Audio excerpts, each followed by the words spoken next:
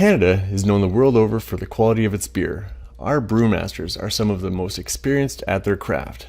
They work every day to improve the quality of the beer, coming up with new Pilsner, red ale, wheat beers, stouts, and much more. Here's how they do it. It all starts in the prairies, where farmers grow what is widely recognized as the highest quality malting barley. It's the perfect habitat to grow the premium grain used to make beer. Just enough sun, just enough rain. Once the barley is harvested, that's when maltsters come in. Their job is to transform the barley into malt.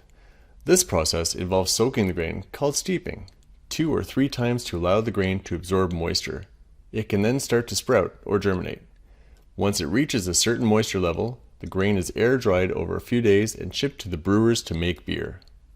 When it arrives at the brewery, the malt is poured into large silos and then made into very fine particles. This process is called milling. It then goes into a mashing tun, a large beer cask for, you guessed it, mashing. This is the process whereby malt particles are mixed in with water. Typically, a mash will be 3 parts water to 1 part malt and will be held at around 65 degrees Celsius. Mashing usually takes about an hour. The mix is then sent to a different tun, which, even though from the outside looks very similar to the mashing tun, is the lautering tun. This is where the mash is filtered. The liquid part continues along in the brewing process. The remainder, called spent grains, are sent to local farmers for cattle feed.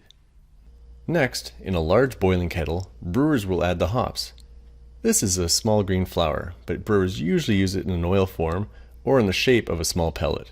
Hops is what gives beer the appropriate level of bitterness. We now have what is called hopped wort.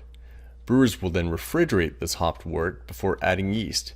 Yeast is very important, as it will add a distinctive flavor to the beer. The next step is fermenting.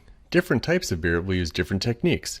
For example, an ale will see the yeast sit at the top of the fermenting tank and take only a few days to ferment at a temperature around 20 degrees. While lagers will see the yeast go towards the bottom of the tank and take up to several weeks at only around 6 degrees. The fermentation process stops once it reaches the right alcohol percentage, 4%, 5%, 6%, whatever the recipe calls for. The spent yeast can then be used for medical products. The beer must then age for a number of days in conditioning or aging tanks. This is often anywhere between 10 to 12 days, but can last up to 60 days for certain specialty beers. The beer is then filtered to remove CO2 and is now ready to package. Brewers have bottling, canning, and keg lines right there in the brewery, which allows them to adapt to the various packaging preferences of their customers. Many also wash their bottles and kegs on site, as brewers are very environmentally conscious. They use very efficient lines designed to use as little water as possible during bottle washing. The beer is then poured into the bottles, kegs, and cans. These containers are all environmentally friendly, as the bottles and kegs are reused and cans recycled.